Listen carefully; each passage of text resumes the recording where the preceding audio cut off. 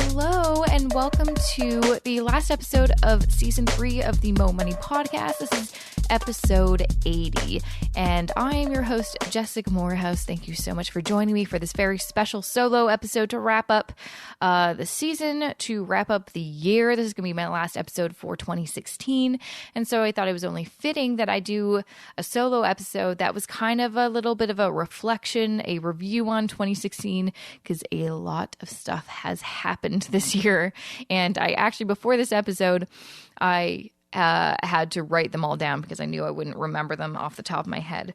And I even bought myself this really cute new notebook that says, "And so the adventure begins, ... And, well, I have another solo episode planned for the first week of season 4 of the Mo Money Podcast. And I feel like if this is going to be a little bit of a clue for what that solo episode will be about. But that's all I'm saying about that for now.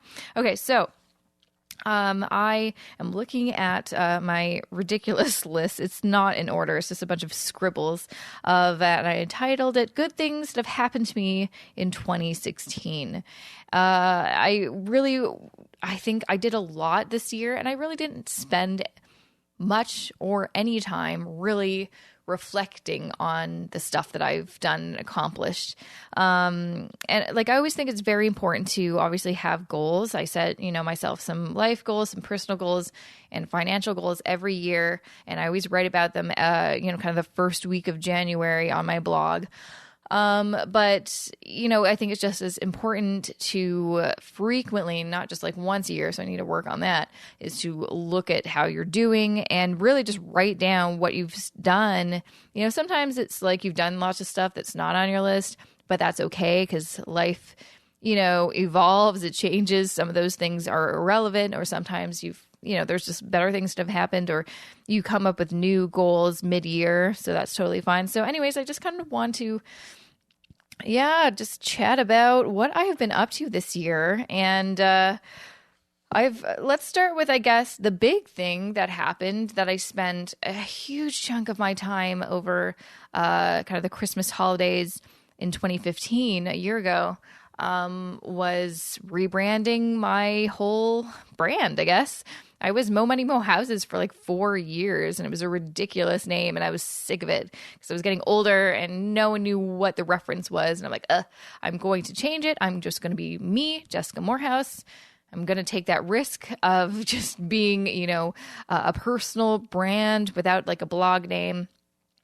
And so I spent a lot of time creating a new brand. And I'm not even sure if I've really talked about like what that meant, but I basically did everything myself, not to like toot my own horn. It's not because I'm like I am a control freak, but the main reason honestly was I'm cheap. So if I can do something myself, I will, instead of hiring someone. I've gotten a bit better at that throughout the year as I've made more income from my side or from my personal brand, really, then I can afford to kind of invest in other people to help me. But for this, I think in the year 2015, I don't think I've talked about this or even written about this, but I think my side hustle money was about like $7,000. So that's not a ton of money to play with, and especially when you're talking about redesigning your website, getting a new logo, and just completely rebranding. So that means like colors, what's the feel, what's the tone, who's your audience, everything. So I kind of just did that all myself because I wanted to save the money, and I also needed to work through what I wanted. I don't know if it would have made more sense to like have someone else with an objective opinion, but it seems to have worked out. Years passed, and a lot of awesome stuff has happened. A lot of opportunities have come my way. And I'm very grateful for all the stuff that's happened this year, because I know for a fact that I don't think any of these things would have happened. All these opportunities wouldn't have come my way if I hadn't spent that time rebranding. Unfortunately, because I did do that over like Christmas holidays last year, I probably was the least fun person to hang out with at my parents' house during the holidays, but I'll try to make up for that this Christmas and be a lot more fun. So I did all of that, and that was very scary because I was really afraid of I don't know, people just not liking it or not getting it or not, kind of showing me the results that I really hoped it would give me. But that's kind of the risk you take doing anything new, isn't it? And I think it was, a success in itself by just doing it. Because I think, a lot of the reasons people, don't even try is because they're afraid to fail. I was absolutely afraid to fail, but I think I don't know.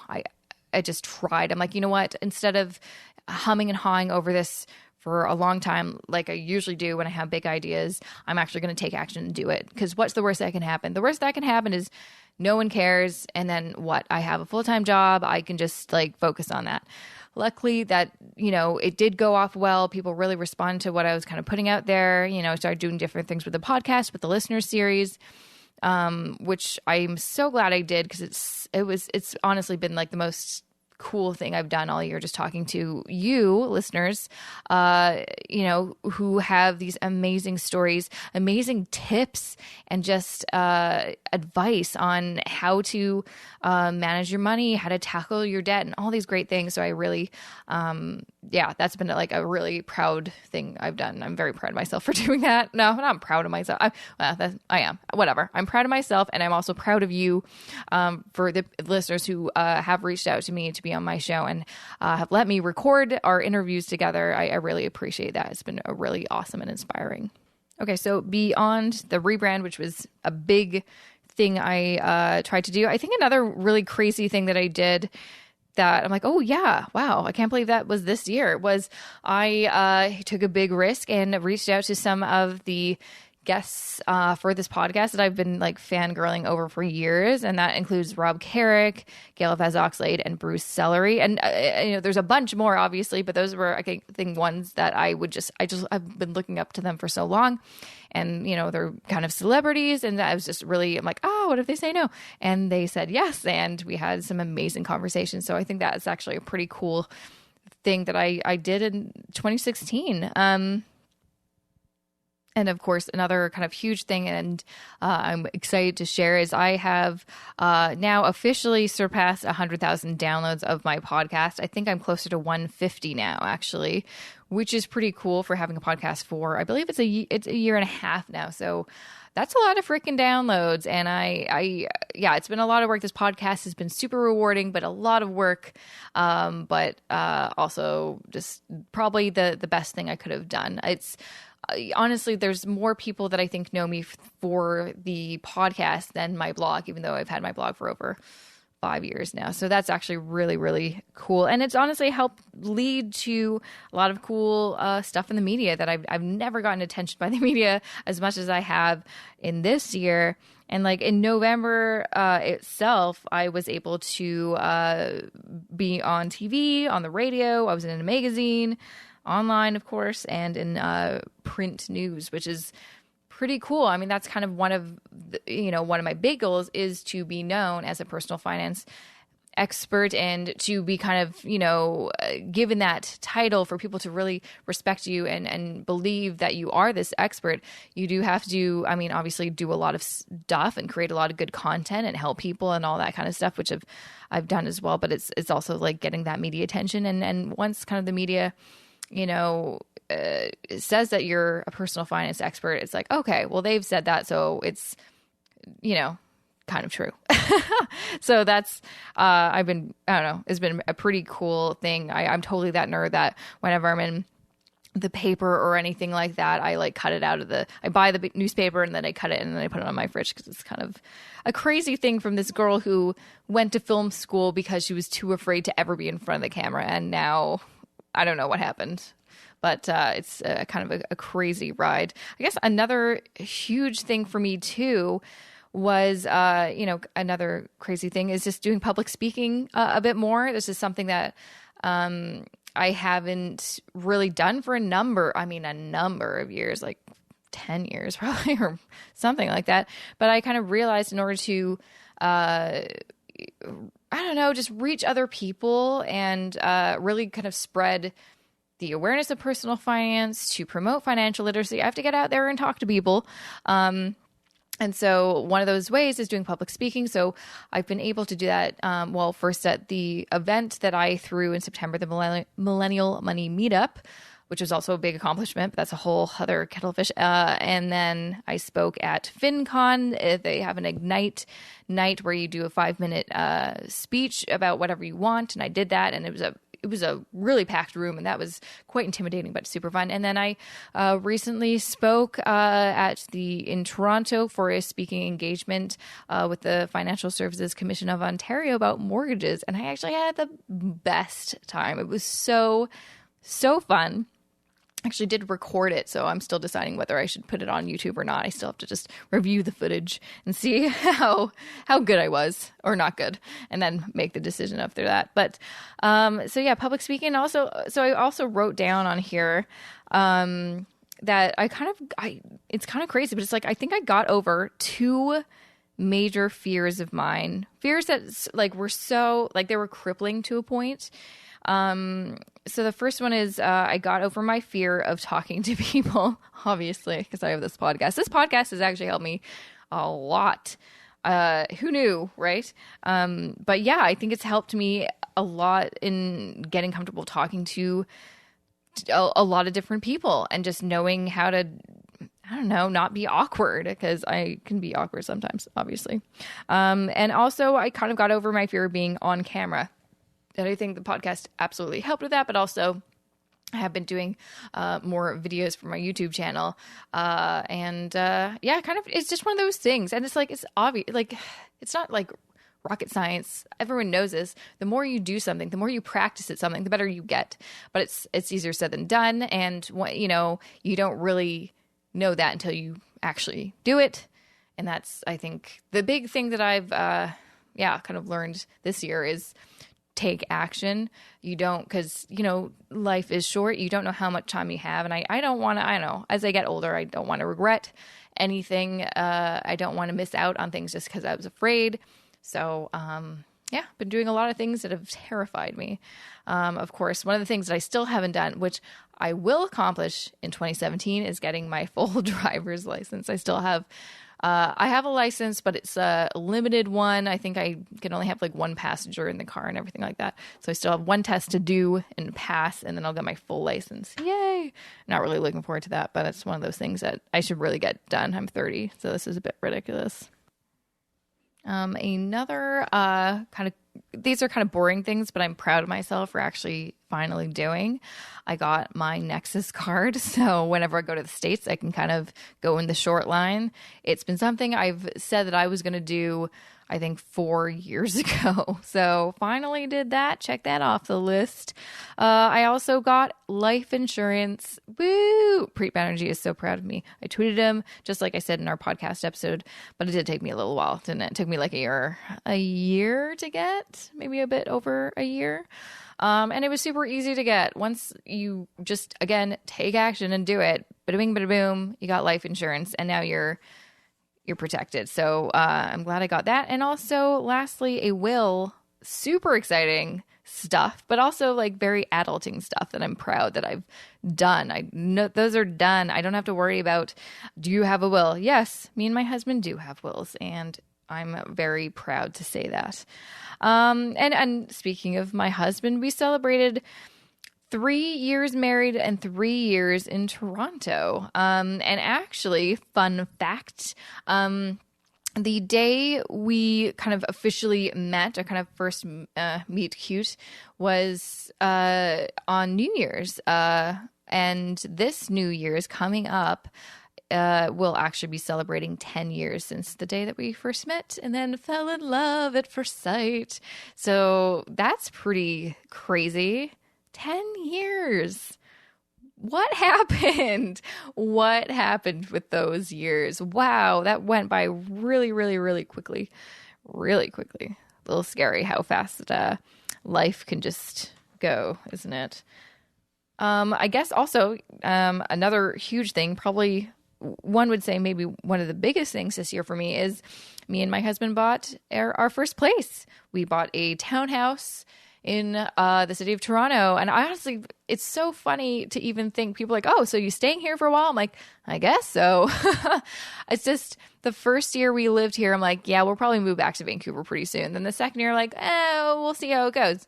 And then as the third year, like we're almost finished the third year, I don't know. I just stopped thinking about moving back to Vancouver. That's not that that's never going to happen, but it's not so much that I'm holding on to that. I almost felt like it was kind of holding me back from really giving Toronto a chance, to really giving it a chance to put my roots down here. And so I'm excited to, I don't know, finally have roots. And I feel like I haven't had roots since I left my parents' house, quite honestly. I don't even know how many places I've lived, quite honestly, since I moved out of my parents, but you know, it's nice to have roots. It's nice to be a homeowner, quite honestly. And again, I'm pro rent, but if you can afford it, it is really nice to own. So, and we didn't buy too much house, so we're not house poor or anything. And I really like our place, and I'm very excited to hopefully in 2017 have a bit more time to really, you know, make this place our own. We've just been so busy lately. We haven't even had a chance to paint the walls colors that we like, or we've, you know, just kind of started getting more furniture to kind of fill up certain areas. And so we still have a lot to do, but that will be next year's problem. Oh yeah. Another thing that I feel like not that it was like the best thing ever, but it was something on my bucket list. I'm so glad we did. We'll have to go back. But a big kind of accomplishment this year was me and Josh, my husband, have been talking about going to Paris for years. It's just always been a dream of mine to go there. And I've always dreamed since I was a kid in French immersion, going to Paris and being able to speak French with the locals and go to all the fancy museums and just like be a Parisian for a little bit. And so we were finally able to cross that off our bucket lists this June. And the reason I said it wasn't the best thing that ever was it wasn't the best vacation ever because we both got violently ill, and we still made the best of it. We still like did all of the traditional kind of Paris things like Arc de Triomphe and the Eiffel Tower and the Louvre and, you know, all those things. But also it was raining every day. There was massive floods. It was during the Paris floods. And yeah, we were just really sick the whole time. So yeah, looking forward to kind of a redo on that one, but I'm still like, even though like we felt so bad when we were there, we actually still had like, I still have like just almost fond memories. Like I almost forget how sick and terrible some of the nights were because I just like, I don't know. Sometimes, you know, when you have a memory, you just remember the good and not the bad. Even though that happened like only 6 months ago, I kind of only remember, hey, remember when we did this? Or remember we ate this or whatever? I kind of just remember the good stuff. So maybe let's pretend it was just a fabulous trip with no sickness or no crazy things that happened.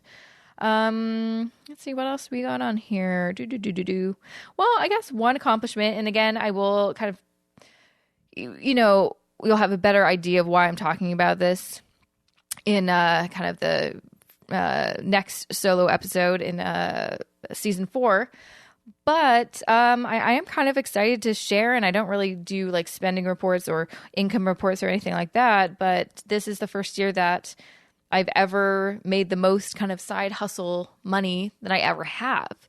And that's, you know, a big reason why me and my husband decided to rejig our budget. We were splitting everything 50-50. Now we do 60-40 because I was making, you know, all the side hustle money and then my full-time job income, and it just made sense. But it like literally exceeded what I ever thought I could do. So that's, yeah, it's kind of like, oh, well, that's pretty neat. So I'm excited to kind of explore that more in the new year, because I have a lot of projects and exciting things that I'm looking forward to sharing with you in the new year. What else? Oh yeah, well, because of that, actually, because of the side hustle doing so well, this is actually the first year I've actually been able to afford to invest in my business and really consider it a business. Like I'm not, like I call it a side hustle, but honestly, at the end of the day, it is a business. I actually did register my name as my business name, so it's legit. But finally, I've actually been able to spend money on my business. And the reason I spend money is to improve my business, to continue it to grow. And I really do believe when you put money into your business, you'll get more back. Obviously, you have to be strategic and not just spend money on, stupid stuff. You have to be really careful what you spend your money on. But I've definitely spent money on a bunch of different, like software applications. I've actually hired someone to help me with Pinterest, which I've always wanted to like get better at that and really ramp up so I can drive more traffic to my website. And I just don't have time to do Pinterest. It's a lot of work. And so I actually have hired that out, which is crazy. I've never hired outside an external person to help me with my business. And so that's kind of the first thing that's kind of cool. And yeah, like everything that I'm really using for my business has been helping my business. I started using FreshBooks to keep all of my invoicing and expenses all in one place and so organized. And I absolutely love it. I've been using lead pages as a way to kind of capture emails and make nice looking landing pages. It's helped me a ton, and it's grown my email list like crazy. And what else I've been using? A whole bunch of other things. Yeah, lots of really great things that I was actually like, the reason I kind of brought that out was before I hit the record, I was going through, because I'm a big nerd and this is what I do on the weekend for fun.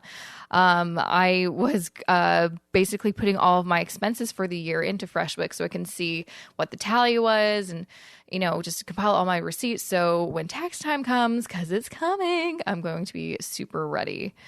I mean, I know that sounds so nerdy, but I've actually had a great time doing it. So very excited. So if you need something to organize all of your, business stuff, highly recommend FreshBooks. That's a free thing. I'm not even sponsored by FreshBooks in this episode, but just a shout out to them because I really like them.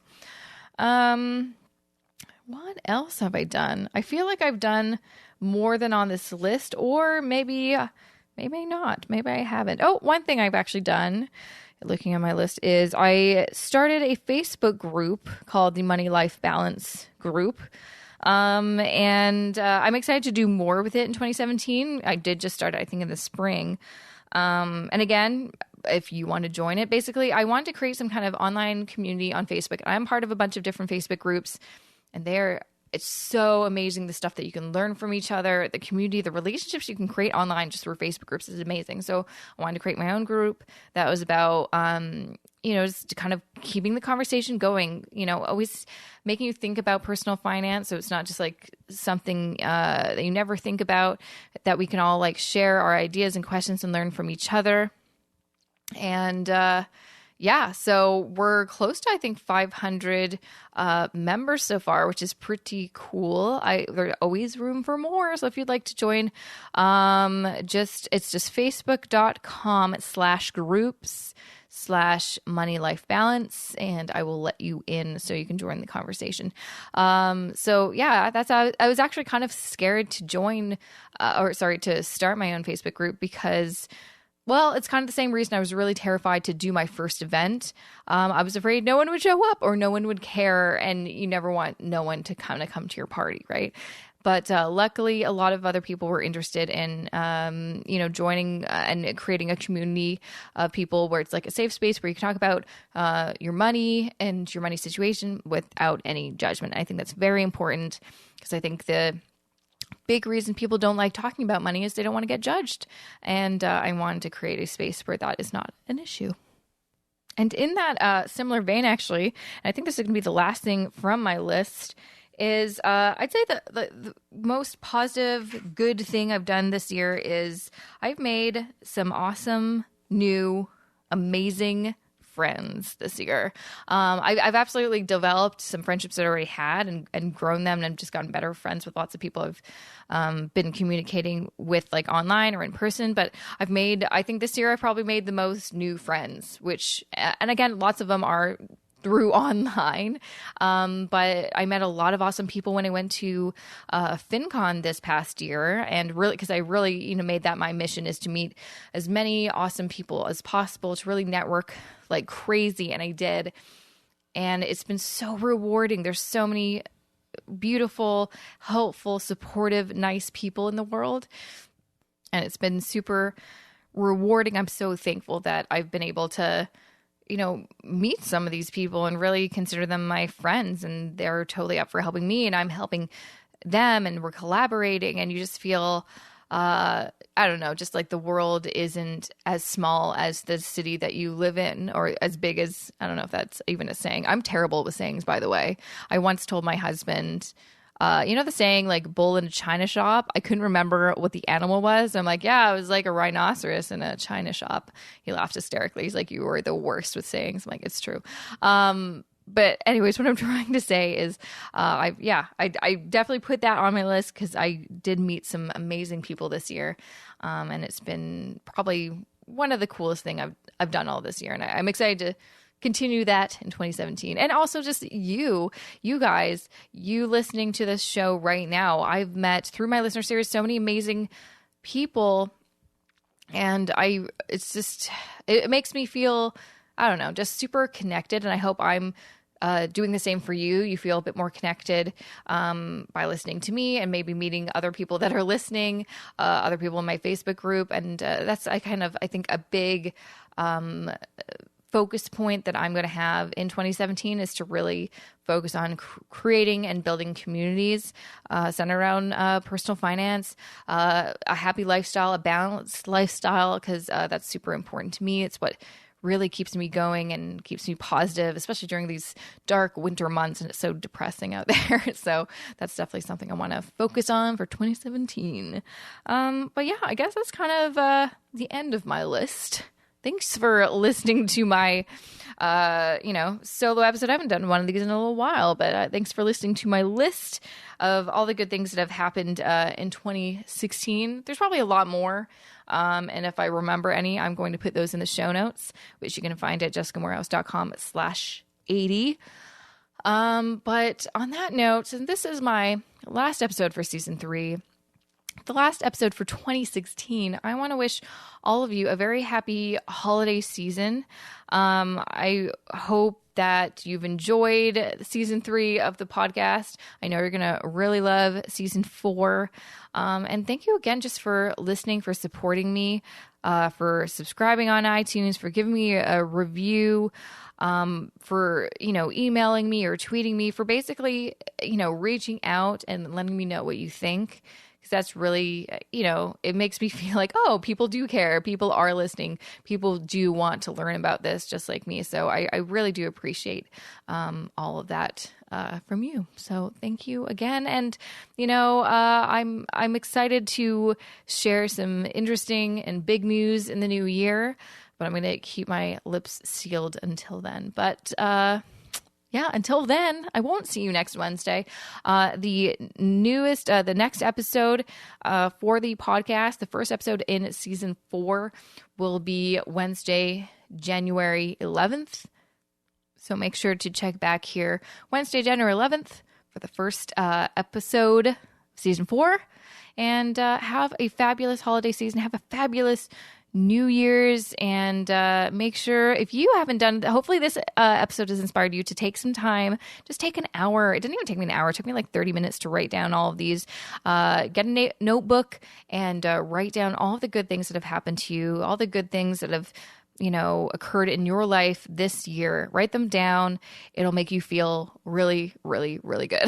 I'll tell you, I was having kind of a mopey day today, just getting some work done and not having so much fun. And then I'm like, no, I need to write down my list of things so I could do my podcast episode. And I feel a million